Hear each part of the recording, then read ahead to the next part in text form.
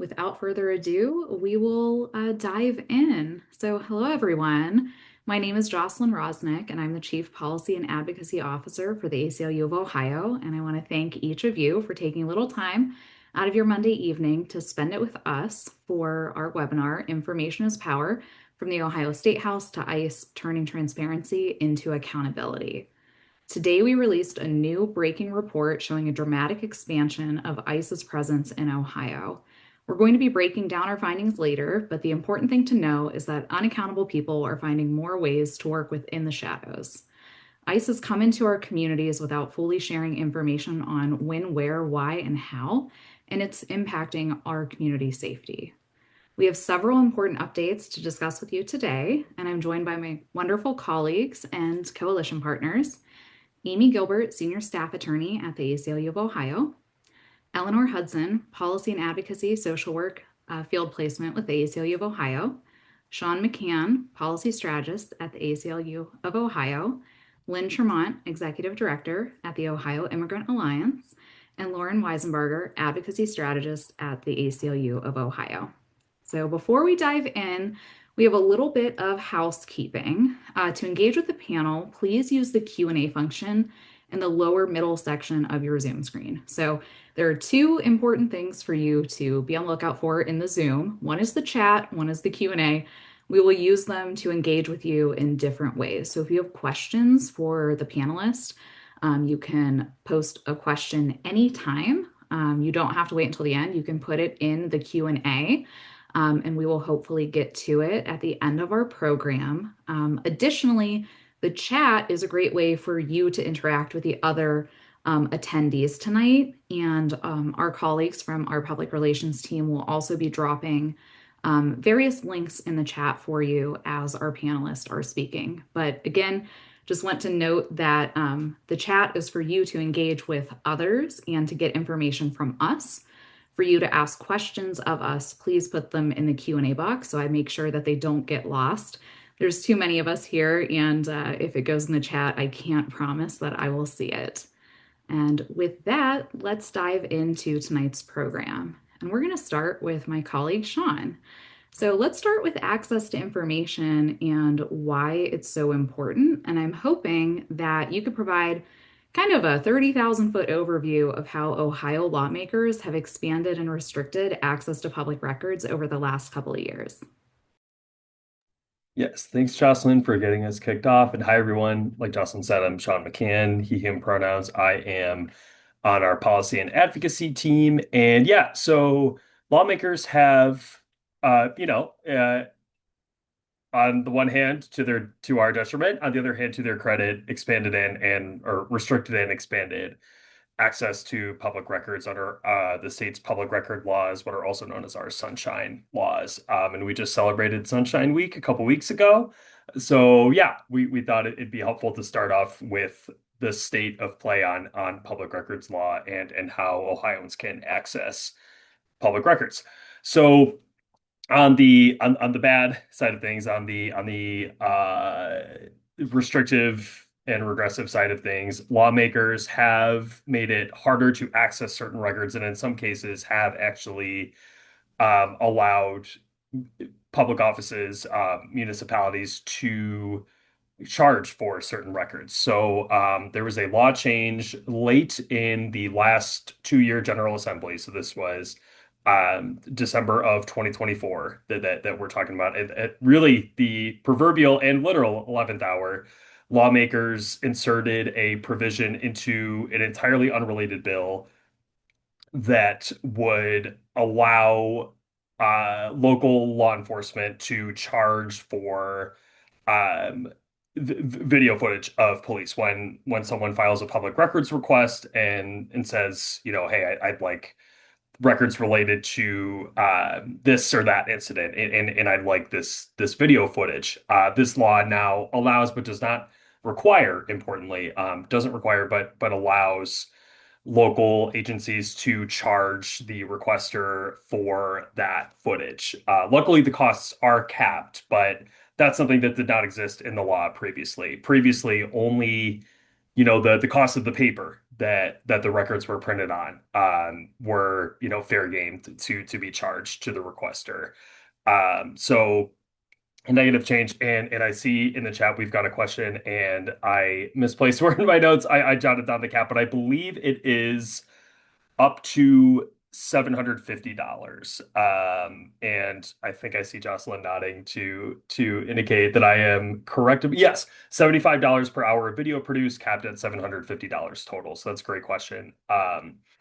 And you know, again, very regressive change because no one should have to pay for records that are already the public's. We are, as taxpayers, we pay the salaries of our local and state elected officials and local and state employees. As a former state employee, and our work was important, but public records law is meant to ensure that the public can access records. So another change I want to touch on before we get to a bill currently moving through the General Assembly, in the state budget process last year, the state budget bill, thousands of pages long. It contains all sorts of provisions. Lawmakers pulled another fast move where late in the budget process, the process of debating the current 2-year operating budget, they inserted a provision into the bill that would shield legislative documents from public records law in the 2-year session in which the records are produced. So that's texts between lawmakers and their staff, emails, memos on a bill, like a draft of a speech that a lawmaker is giving, things that help you see what their motives are. Who is bringing a certain bill to them, who's bringing a certain issue to their attention, things that are important for the public to know so that we can understand, okay, like this is where this bill is coming from. This is why this lawmaker is prioritizing this particular issue. Um, so, just another move backwards. These are not things that should be shielded from the public. Actually, one of the lawmakers who supported the provision said something about how, you know, we shouldn't have to have 11.5 million people looking over our shoulders when we're having conversations about a bill. And I think we would say that any of the 11.5 million residents of this state, many of whom are children for that matter, so I don't know how many public records requests kids are filing, but any resident of Ohio should be able to take a peek over over a lawmaker's shoulder and see, hey, what's the big deal about this bill? Why are you pushing this bill? So we disagree with the legislature again on that one. And the important thing to note about those two pieces of legislation is that they passed with zero public testimony. These were amendments that kind of materialized out of thin air right before in the case of the legislative documents provision, right before the state budget passed. So the public had not had a chance to testify on that. The public had not had a chance to even review that. Um, so now we'll move into a bill that's moving through the General Assembly currently. This bill, House Bill 314, would actually allow public offices to potentially take a requester to court if the public office thinks that the requester is attempting to harass or disrupt the public office and in their business with multiple records requests. So something we also oppose because again, these are the public's records, excuse me, records to which we're entitled, and it's not harassing or disruptive to want to seek those records. Another provision of the bill would actually allow the public office, if the request is deemed voluminous, to contract with a third party to pull those records. So, there's no cap currently in House Bill 314 on how much the public office could charge, but basically we have a situation where Joe Schmo LLC would be able to charge a requester as much as they want to fulfill that public records request for the public office. And there are some public offices, a county recorder's office in a smaller county that absolutely does not have as much capacity to handle a request that maybe the Cuyahoga County, the relevant office in Cuyahoga County does. But at the same time, allowing these costs to be passed on to the requester, it's not something that makes sense, not something that should be in the law. So we're going to keep fighting that bill. We've got plenty of time to keep fighting that bill. I'll quickly move to two positive points before moving us along in our program here. Um, Ohio actually, and credits to the legislature, Ohio actually has a very unique process through our Court of Claims that allows anyone who has filed a request and who feels either, my request wasn't fulfilled or I did not get the records I was asking for. This Court of Claims process allows any requester to take that public office to court to get a decision on whether public records law was violated. So that's a very unique process that doesn't really, as far as we can tell, exist elsewhere in the country. And granted, it's a little bit of of an onerous process for the requester to take on, but at least it's a recourse that we have when a public office is ignoring our public records requests. And you can find more information about that in our activists guide, which I believe we just put in the chat. Um, Another thing I want to touch on really quickly is that lawmakers actually have made very clear that body cam footage, even though some agencies can outcharge for that footage, that body cam footage should be considered a public record because that's not necessarily the case elsewhere in the country. So that's another really important tool that we have that, those who are victims of police violence, their families, their loved ones can go to request those records where in other places you might not necessarily be able to do that. So we're ending on a good note there, and I'll kick it back to Jocelyn for the next step of the program here. Thank you so much, Sean.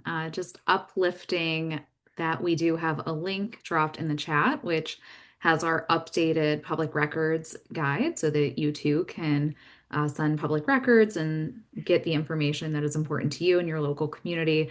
And our very own Sean McCann is updating that guide every time we have a change in the law. So thank you for doing that, Sean. So let's turn to ICE and immigration related research specifically.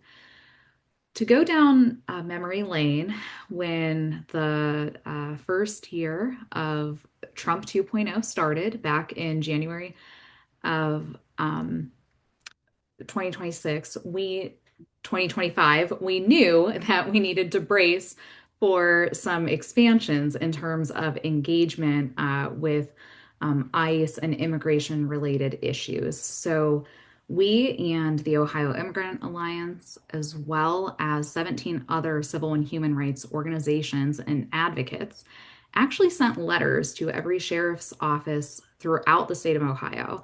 And we were saying, hey, please do not engage in entering into any sort of ICE related contracts. Don't enter into a 287G contract or any other ICE detention contracts. And sadly, we're here with you all a little bit more than a year later just to share what we've uncovered regarding several county and municipal agency collaborations with ICE. And in just 1 year, there has been a prolific amount of those contracts and engagements.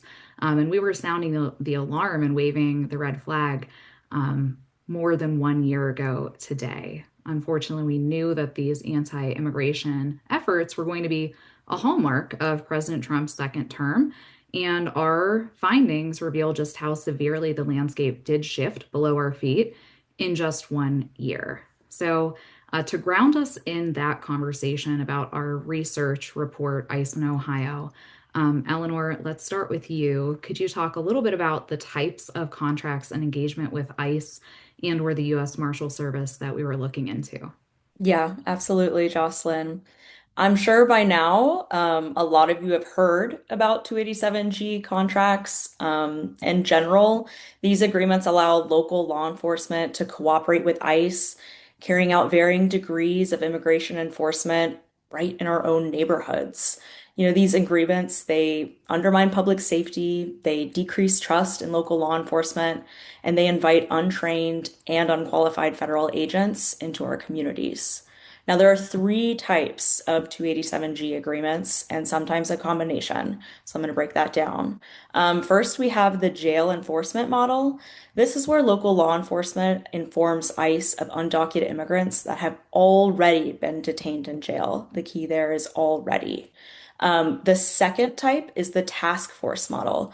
Now, this is perhaps the most controversial of the three in that it allows local law enforcement to essentially act as ICE agents, making arrests in their communities for discovered or perceived violations of immigration law. And this is where that sort of dragnet style of immigration enforcement that we've seen ICE deploy across our country really play out. Increasingly relying on racial profiling, excessive use of force, and other civil liberties violations to achieve their ends. The third type of 287G contract we have is the warrant service officer model. This is when local law enforcement deliver ICE administrative warrants to people in their jail. In addition to 287G contracts, we also looked into other types of contracts or agreements with ICE.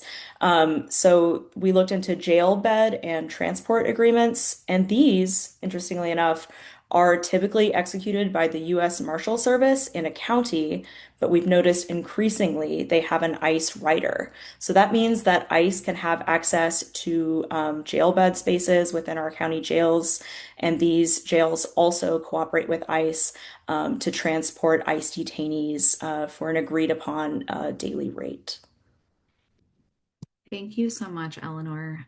That background and grounding is really critical to understand the wonky nuance of the report and what we uncovered, because there's not just one type of agency or agreement that exists here in Ohio. There are many. So Yeah. appreciate the grounding. Can you next talk a little bit about our methodology and why we originally started looking into these types of contracts, what was happening in early 2025, and how did we go about our research? Yeah, of course. So in early 2025, we wanted to look at the impact of President Trump's second term on the number of ICE contracts across the state of Ohio. In March, April, and August of 2025, we sent batches of public records requests to various sheriff's offices and county jails, really looking into the partnerships with ICE and or U.S. Marshal Services. And we were looking where we knew previous contracts had existed, or at times we were looking into locations where we had heard rumblings of information that a contract might be in the works. So this initial batch, we reached out to Butler, Fairfield, Geauga, Mahoning, Portage, and Seneca counties, as well as the Correction Center of Northwest Ohio. And that includes five additional counties, which would be Defiance, Fulton, Henry, Lucas, and Williams counties. So in total, we sent 38 public records requests to county commissioners, sheriff's offices, county jails, local police departments, and the CCNO across 17 Ohio counties. We were really looking to bring to light the level of cooperation that exists between law enforcement officers and the federal government. The good news is we received responses from all 17 counties. Not that getting those responses was easy at all. At times we had to fight. But we did get 37 of our 38 individual public records requests answered. And then in addition to those public records requests, we also reviewed publicly available 287G agreement information that's right on ICE's website, with a time frame between January 1, 2025 through end of year, December 31st, 2025. And that brought our total number of counties reviewed to 18. Now, I'm not going to list off all 18 counties, but you're welcome to read our report. That's going to be on page 2 to see the full list there. Thank you so much, Eleanor. Yeah, getting this information was not easy. And just to underscore what Eleanor was sharing with us, it was really tough to get the information. There's a little bit, maybe a fingernail clipping worth of information that is publicly available. The rest of it, you do have to dig around. You have to send public records requests. We were hearing rumblings from our action team members and volunteers across the state, coalition partners. We also were getting some hints based on media articles and reporting that we were seeing. And even then, with Eleanor and myself kind of dedicating ourselves to sending these records requests to get the information, it took weeks at best to months and months at worst to get the information from our records requests. So depending on how you're looking at it, the research part of this, took 7 to 10 months potentially, and then we had to analyze all the information that we got. And it wasn't necessarily in a consistent form. These contracts look a little different depending on which county you're looking at. But we were able to glean a lot of really stark information from our research in many counties, but there were some that weren't quite so cooperative. Two being Geauga County and Seneca County, where the sheriff's offices actually denied our public records request, at least in part. We ended up filing what's called a mandamus action to release the records with the Supreme Court of Ohio. Sean mentioned earlier some of the updates to our public records guide. This is that new court of claims process. And we wanted to pursue it because we believe the public has a right to this information and that local law enforcement must be held accountable to the public. So we have with us tonight Amy, who handled the Court of Claims lawsuits. And I'm wondering if you could share a little bit about how those lawsuits came to be and how they were used to uncover critical information. Yeah, sure. Thanks, Jocelyn. Hi all, I'm Amy Gilbert, a senior staff attorney with the ACLU of Ohio. So as Jocelyn said, there were two counties that denied our public records request. They asserted baseless objections, federal statutes that we did not believe applied to the request. So in May of 2025, we filed a writ of mandate in the Ohio Supreme Court requesting that Geauga County be ordered to produce the records we requested. And this was stemming from our initial March public records request. So they urged us to request the records from ICE directly through FOIA, in addition to asserting inapplicable federal statutes. So again, we followed that court of claims process and then filed the complaint. And then in August of 2025, the court granted an alternative writ and set the presentation of evidence. So we presented evidence to the court, as did Geauga. The evidence submissions concluded in October. And interestingly, Geauga claims that they didn't enter into a contract during the relevant time frame, but our request was broader than that. And so we're now awaiting a ruling from the Ohio Supreme Court to see whether they'll be ordered to produce records and we would be entitled to statutory damages and other fees. We filed a similar writ of mandate in August of 2025, this time against Seneca County, who also asserted the same inapplicable federal statutes and again told us to go directly to ICE through FOIA. That case was actually referred to mediation. Oh, sorry, this is one of my daughters that you all can't see. So the Seneca County case was, hey babe, you gotta hold on.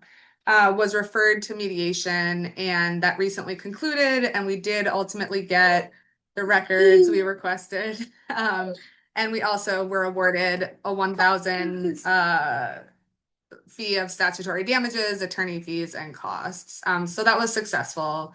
And again, we did get those records. I'm really sorry about this. So in addition to this important work, we also did file an unrelated but equally important class action lawsuit you may have seen against ICE and other federal agencies for their unlawful policy and practice of making warrantless civil immigration arrests without probable cause in violation of federal law. Thank you so much, Amy. Really appreciate it. It has been a long, arduous process. As Amy noted, our Court of Claims litigation came about because both Seneca and Geauga County were saying that they had entered into these agreements with ICE and that they didn't need to give us the information, that ICE was actually advising them to tell us to go through a federal request, a FOIA, a Freedom of Information Act request. And I think you all will find this funny. Many years ago during Trump 1.0, we were looking into similar contracts and information. I did send a few FOIAs actually. And then one of them years later, I think it was maybe 3 or 4 years later, I finally got a physical snail mail in the mail, like 2-page response letter, basically just flat out denying my request. But it went into a black hole and it took many years. So Here in Ohio, we are, air quotes here, lucky to have our court of claims process, and it has worked because now we have the information and we're able to share it with you publicly. So thank you so much for sharing a little bit about that with us, Amy, and your daughter for joining in. There's kids Yeah, and I cats probably appreciate have. all the working mom love out there. So we're all doing it. Absolutely. We may have more questions for you coming up in the Q&A, Amy, but for now, Eleanor, I'd like to go back to you. We obviously worked really hard, many of us here, me and you, Amy, and others, to get information. So I'm wondering if you can share with our attendees what we uncovered. Yeah, absolutely. There is for sure a before and after story to be told here, pre-Trump 2.0 and post-Trump 2.0. So, uh, back in 2024, Ohio only had two counties, Geauga and Seneca, with immigration contracts of any type. The contracts were not 287G, they were for jail bed space and transportation services. Fast forward to the end of 2025, the number of jail bed space and or transport service agreements rose to six. Um, that's a lot. Next, Ohio began 2025 with no 287G agreements. That's zero. Not a lot of states can say that. We had zero. However, by the end of 2025, this number rose to 12 unique 287G agreements between either county sheriff's offices or local police departments and ICE across 11 Ohio counties. So, what does this mean demographically speaking? In total, 1,618,470 people, or almost 14% of Ohio's population, live in an Ohio county where the sheriff and or police departments had a 287G agreement in 2025. And this increase that we've seen here in Ohio is playing out across the country. The proliferation of these contracts can be seen everywhere. Nationwide, at the start of President Trump's second term, there were only 133 state and local governments enrolled in 287G agreements, and that's across the entire country, nationwide. Since then, ICE has added over 1,000 agencies to the program, with some agencies signing multiple agreements, delegating authority under multiple forms of the contract or of the program, which can really, complicate law enforcement in their enforcement of these contracts. So notably here in Ohio, two counties, Butler and Portage, included all three contract types. That's going to be jail bed space, transportation services, and 287G agreements. In total, broad view, 14 counties or a municipality therein, and the CCNO, which again covers Defiance, Fulton, Henry, Lucas, and William counties, have at least one type of contract with ICE and or the U.S. Marshal Service. Thank you, Eleanor. Those numbers are pretty stark. There's a huge expansion in just 1 year. We were worried about this back in January 2025. We said, please don't do this. And we see that some folks unfortunately did enter into these agreements, and that Ohio isn't exactly a unique snowflake here. The pressure from, I think, the federal administration is probably pretty intense. And unfortunately, folks are complying and are entering into these contracts. One other statistic that the report includes is that if you're looking at just the jail bed space and transport agreements, if every single bed that ICE had access to was filled in 1 year, that would be $54 million. And that's a pretty perverse financial incentive across the state, right? That's federal dollars that federal taxpayers were all putting the money into. And then ICE and these federal agencies are then kind of waving the carrot at these local agencies to enter contracts. So there is that potential for a profit motive. Um, which is really concerning. And unfortunately, we know that our report was just one snapshot in time. It was just 2025, and we're a couple months into 2026 now, and we know that the asks to engage in more and more contracts likely has continued. Um, so I want to share that this morning we announced to the media during a press conference that in addition to our report, ICE in Ohio, we also sent letters to the county commissioners, the sheriffs, the chiefs of police, and other key stakeholders of the counties and local governments where we did find any immigration related agreement in place, be it of the 287G variety or a jail bed space or transport agreement. And we called on them to immediately rescind their contracts with DHS, ICE, or the ICE riders in a U.S. Marshal Service contract. And we're also asking our supporters, all of you attending here with us tonight, to double down on this message and to contact folks directly, especially in your own communities, to organize and to ask these folks to rescind or not renew their contracts. Because it's concerning. I believe that ICE being in our own backyard here is eroding community trust. And we're lucky to have Lynn with the Ohio Immigrant Alliance on with us tonight, who's going to talk a little bit about what her and her organization have been hearing from folks across the state. So, Lynn, can you share a little bit about what you're hearing on the ground? Sure. Thank you, Jocelyn, and thank you for doing this important this important work for us in Ohio. I'm with the Ohio Immigrant Alliance, and last year we started the Ohio Immigrant Hotline as a single phone number and email address for people to call around Ohio if they have a question, if they need help, if they want to donate or volunteer to protect immigrants in our communities. And it's been It's been amazing. It's been amazing. We just put out a report yesterday or last week, sorry. And we talked about the fact that we had handled 548 incidents in our first year and 2 months. So that's not how many calls we got. We could have gotten more than that. But that's how many specific problems we solved. And like I said, some of them were, simple, like send me a donation link, but some of them were very involved. We get a lot of calls from the immigration jails in Ohio and in North Lake, Michigan, because there's many Ohioans detained there. And people are being left to rot in these jails. These are not people who are being charged with crimes. They're not being sentenced, so they know when they're getting out. It's this anomaly of civil detention for immigrants taking place in a criminal jail. And it's used as a weapon to get immigrants to give up on their cases and agree to go back to the countries that they left.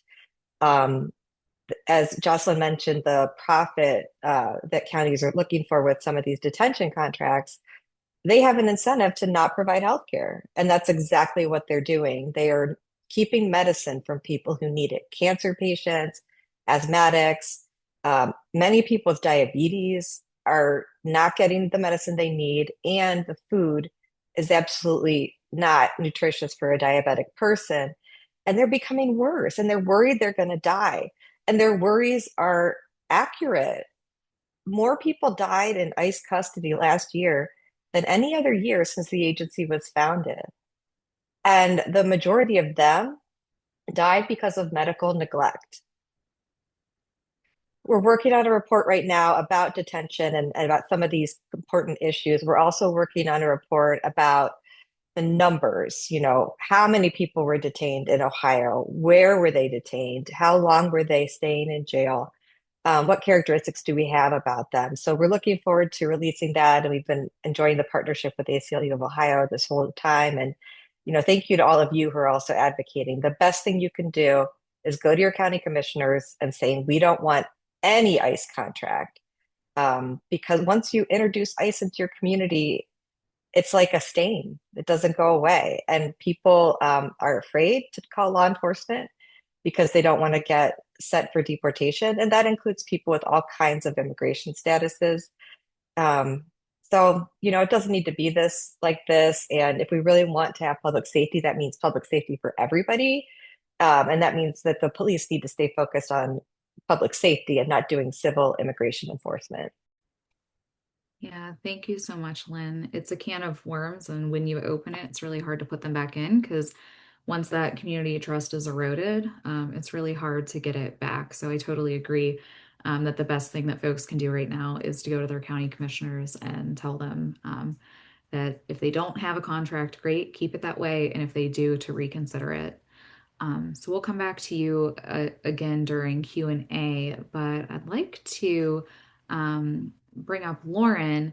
Uh, we have a lot of folks that are interested and engaged in pushing back against ICE and the expansion of ICE's presence across Ohio. And college campuses are getting really engaged and fired up. So, Lauren, I'm wondering if you could share with us a little bit about how students across Ohio are getting involved and why it's so important. Thanks, Jocelyn. Hi, everyone. Again, my name is Lauren Weisenbarger, and I oversee and support the campus action teams across the state.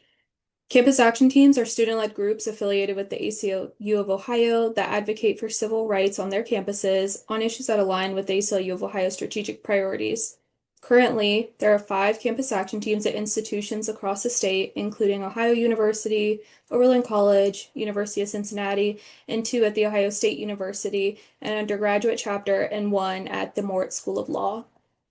Campus action teams support the ACLU of Ohio's mission by developing our next generation leaders, strengthening student bases to effectively respond and represent student values on their campuses, in their communities, and at the State House, and foster political community on their campuses and collaborate with student leaders and advocacy groups.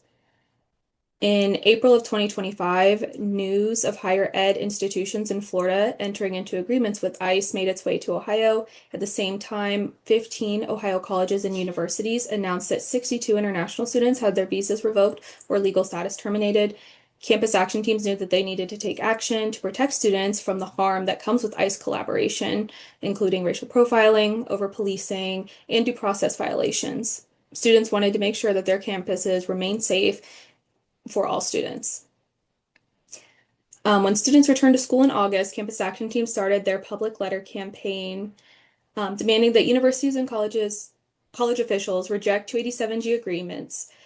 CATS built broad campus support by collecting signatures through faculty and student organization outreach, canvassing, attending campus events, and leveraging social media. Throughout the academic year, chapters published media pieces, hosted ICE and immigration-focused programming, including Know Your Rights trainings, and organized fundraisers benefiting organizations that work directly with immigrant communities, such as Ohio Immigrant Alliance here with us today and Chris Ohio. With all of their outreach, collaboration, and programming, chapters were able to meet with student administration and police departments and leverage support, one specific campaign success that I would love to highlight is that at OU, the OU chapter was instrumental in securing a passage of a student senate resolution opposing the adoption of a 287G agreement at OU, as well as receiving a lot of local media coverage for that.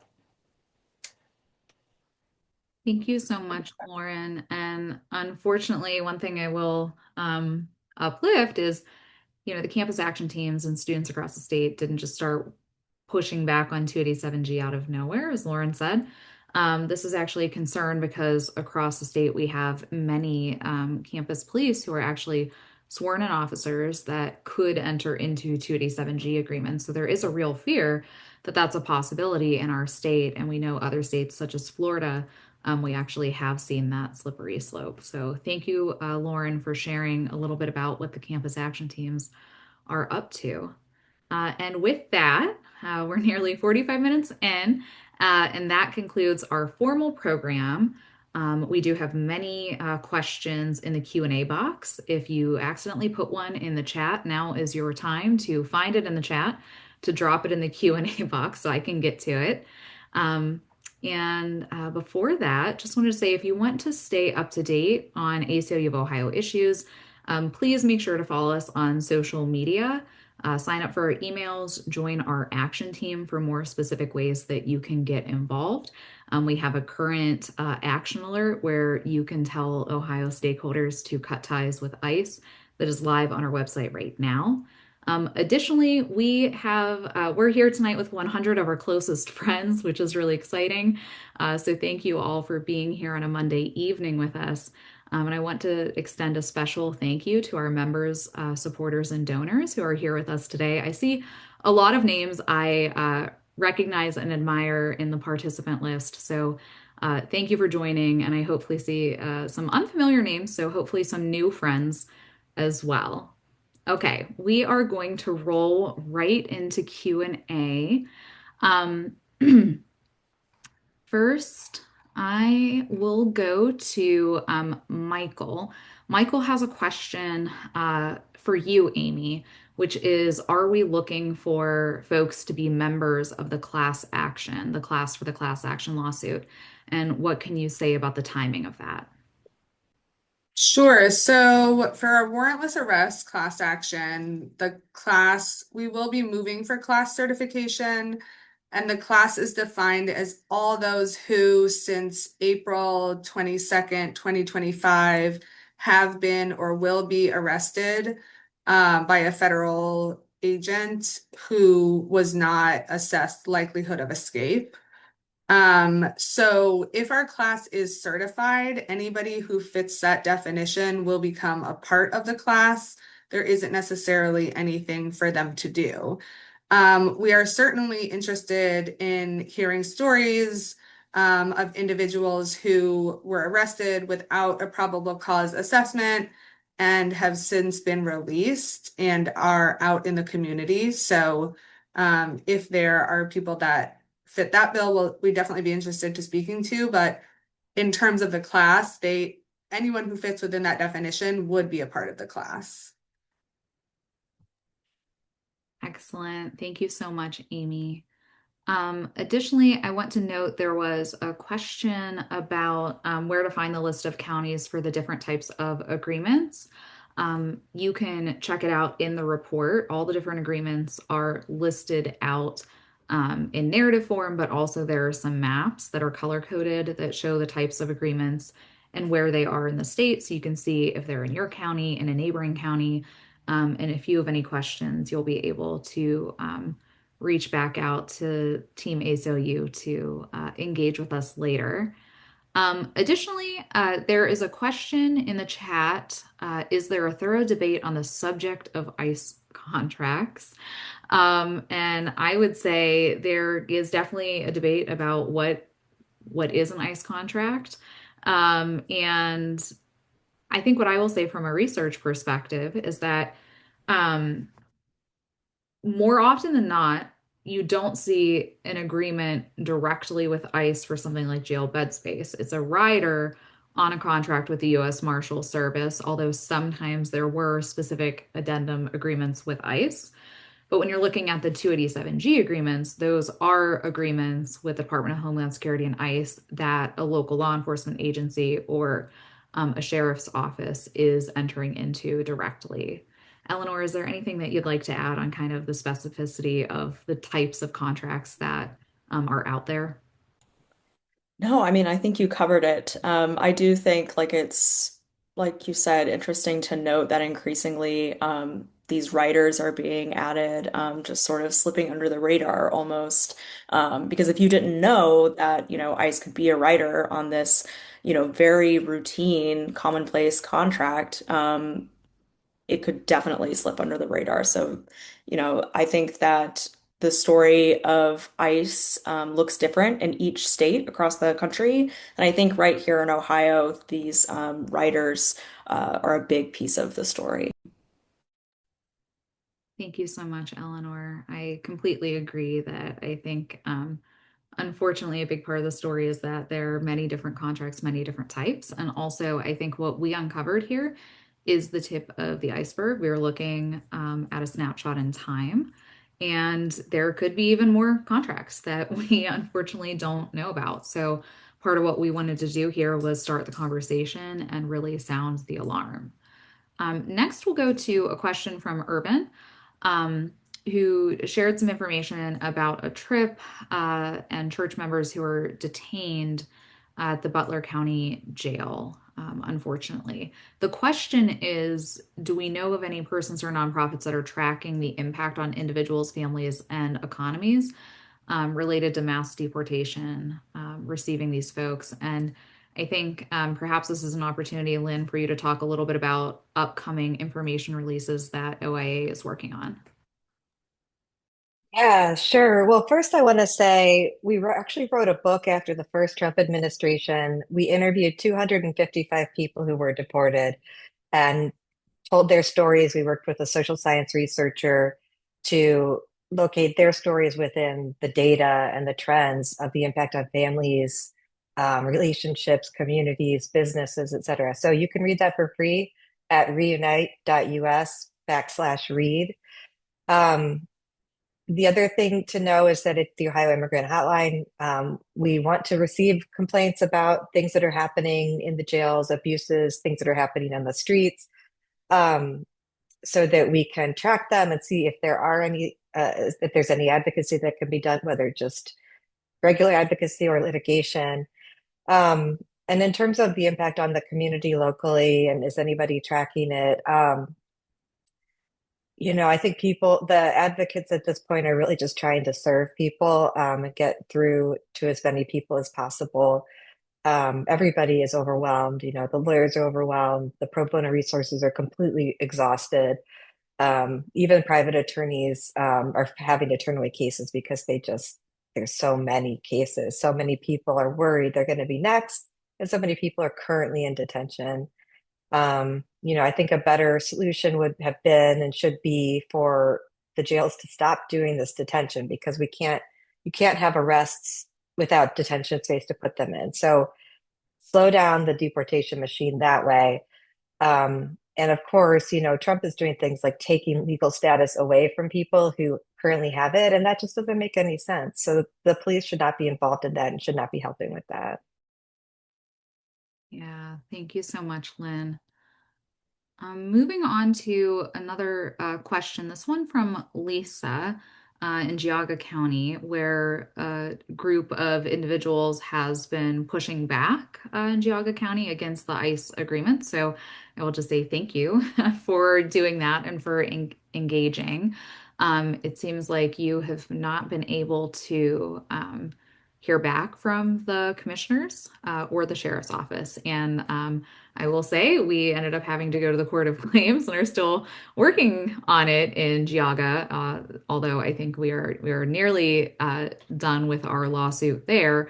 I think being persistent, and if there is an open meeting of the commissioners, that is always an option. If the engagement has been by telephone or by email, you could go to an open meeting if they have public commentary, or even if they don't, just going to be present to say, hey, this is something we're still looking into.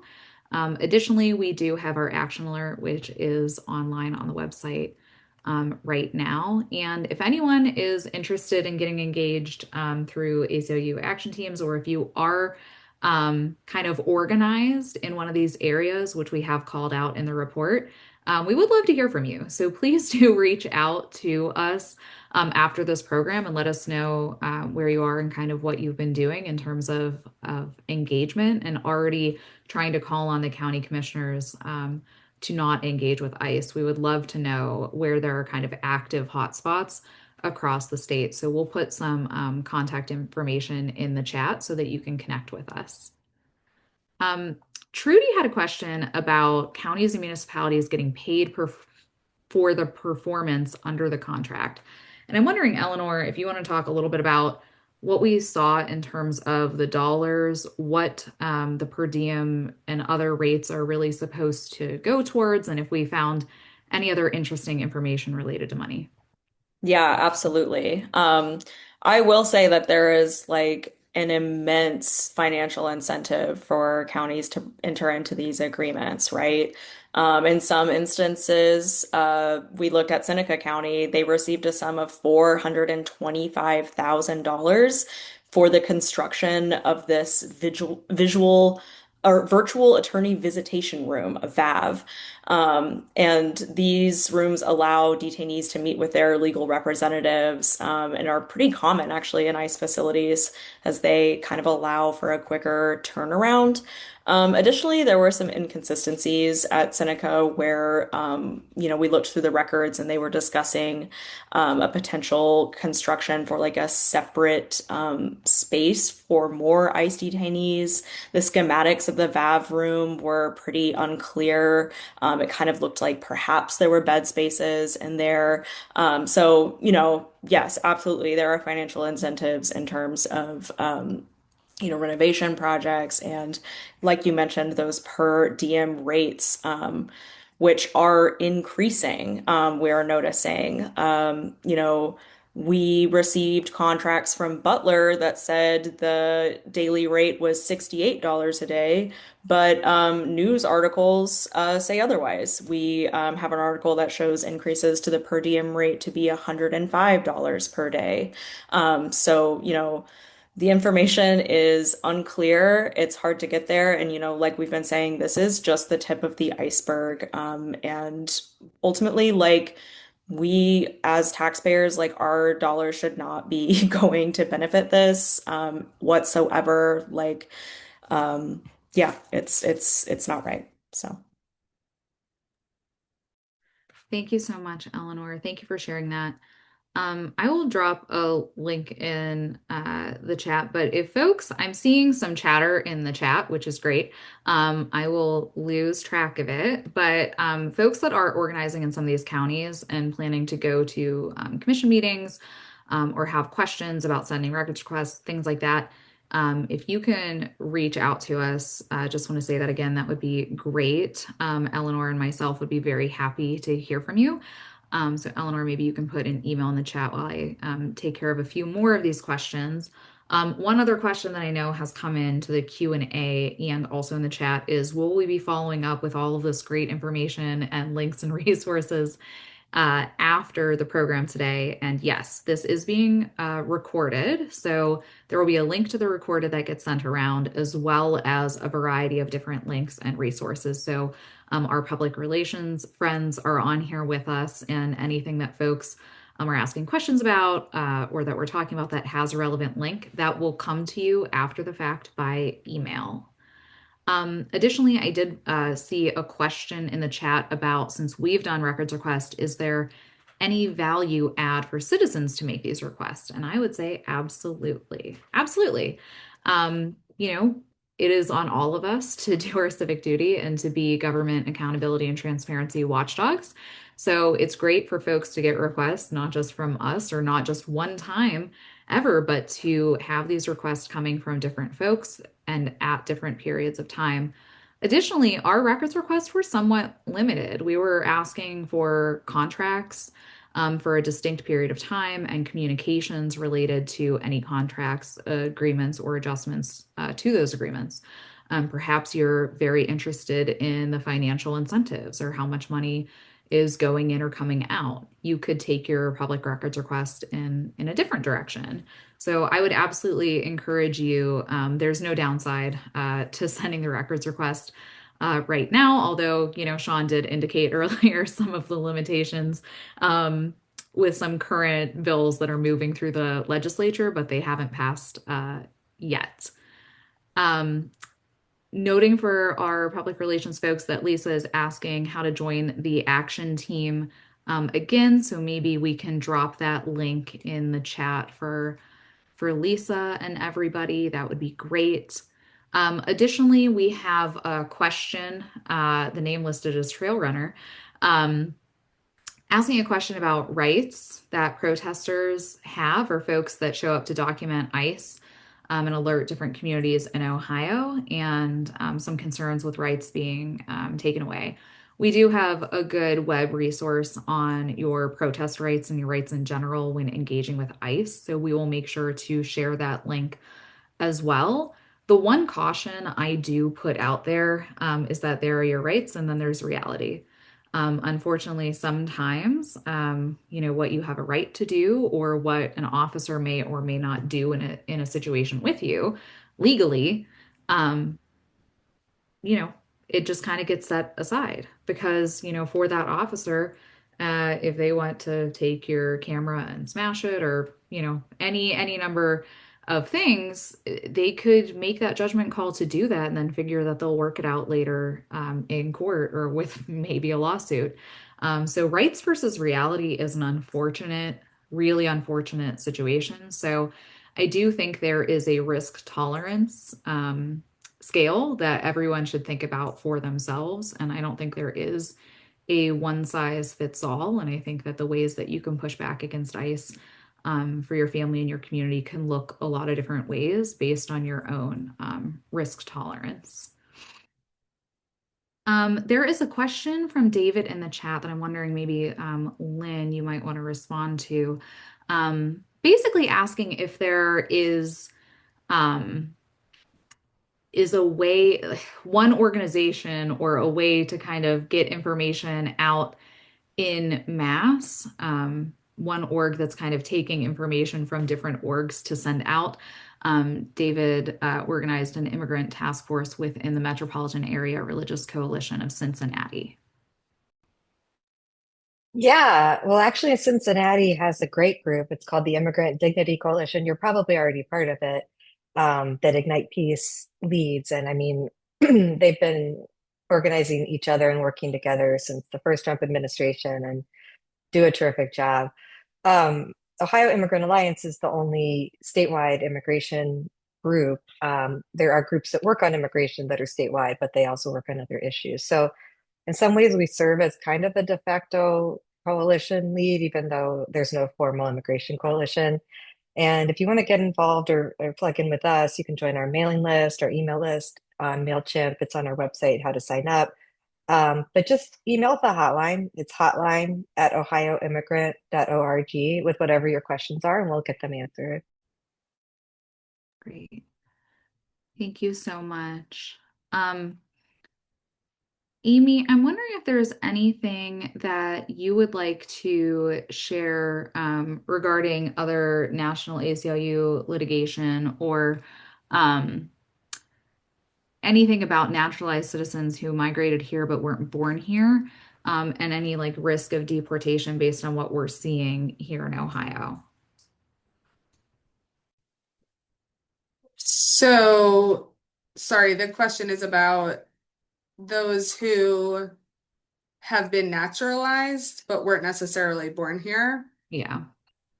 Um, is there a specific threat or concern?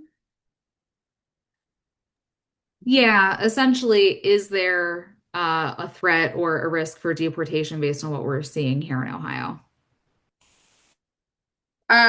So certainly with our warrantless arrest case, I think what we're seeing is people are being picked up who are not yet naturalized. So who either don't have documented status or have a petition for asylum pending, things like that. People that have been picked up, I mean, Lynn, you may know this as well, who have been naturalized or green card holders, I think are generally not being detained. They're being let go. So I don't know about any current threat other than I'm sure, best practice and people would say to keep documents on them or somewhere easily accessible in case anything happens. But we're at least not seeing people being detained or deported who are naturalized citizens. Thank you for that, Amy. There is a question from Kathy, which I can answer briefly, asking if there's a summary of the amount of money taxpayers are paying for the contracts that we can share. What I will say, the answer is no. Our records request didn't go into a lot of detail when it comes to the finances of it all. We did get some records back that showed what ICE was paying for, how much money was coming in. We did have some invoices and receipts from ICE between ICE and a county jail for the bed space. What I can say is that the federal taxpayers are paying to the millions. I can say that. I would bet my house on it that it's to the millions in Ohio already, because if every jail bed space was, booked that ICE has access to across the state in a year, it would be 54 million.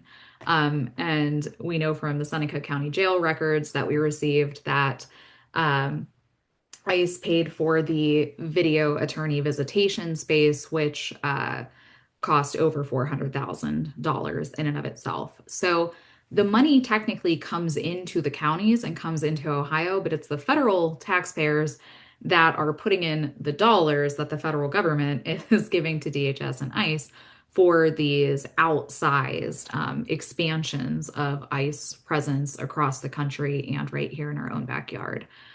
So we don't have the exact dollars, but it is a lot of money. And it is this kind of strange, forwards and backwards, where it's the federal taxpayers paying, and then the money is kind of coming in to the counties. Additionally, someone did ask a question if anyone was coordinating on sending different types of records requests. I do not believe that there is any individual or organization that is coordinating the research, but I also haven't heard of that many of folks that are sending records requests. So it seems like our friends in Geauga County have been engaging with the commissioners, or trying to go to the meeting, and maybe have sent requests and maybe will again. I know we have a friend of the ACLU on the line with us here who also is thinking about sending requests, but I don't know of any specific coordinated effort. Additionally, we have a question on House Bill 200. The question is from Matthew, and I'm wondering, Sean, if you'll maybe be able to add anything or fill in the blanks for me on this one. There are a slew of different immigration related bills currently pending in the Ohio legislature, but a lot of them have the same flavor, which essentially would mandate cooperation and compliance with ICE, and different bills target different types of state actors. And the question, I actually don't know the answer to this question. The question is, do any of these bills confer federal protections to state and local law enforcement? I'm not positive, but I would be surprised. The other really scary thing about HB 200, which you mentioned, Matt, is that that one allows people who believe local law enforcement aren't complying with the bill to file a complaint with the Office of the Attorney General, just on a whim. And then the AG has to investigate. It's not maybe investigates, it has to investigate. And then there could be tax repercussions for the locale. So this is essentially a type of bill that would try to punch back at sanctuary cities and punish them for trying to protect their communities and their immigrant neighbors. But I'm not sure about any sort of interesting language on protections.